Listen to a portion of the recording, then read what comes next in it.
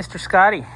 So while I was at it, I wanted to check the year of the tires because we always double check with a lot of our clients. And the first thing I noticed before I even got to the year, we've got a blown belt right here.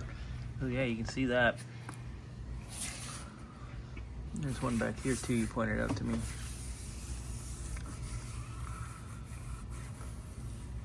I just saw it. Where was it? Right there. There it is. Now you can see it. Yep. That dip. The divot. That's a blown belt.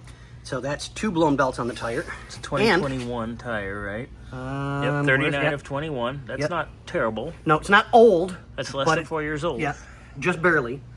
But it's got blown tire or blown belts, so definitely a recommendation to keep in the back of his mind if he wants to keep everything going safely. Yeah. And we're very picky on safety here. And you check the left rear. Left rear is fine. Yep. And we will check the 2 fronts when we get to that. Yep. So. All right. This is just a little quickie update on the tires. And yeah, we'll see you guys on the next one. All right, Scotty's going to get this back together. We'll be done here at the rear completely. And then we're going to move up to the front of the drive shaft and the transmission. Woohoo! Yay!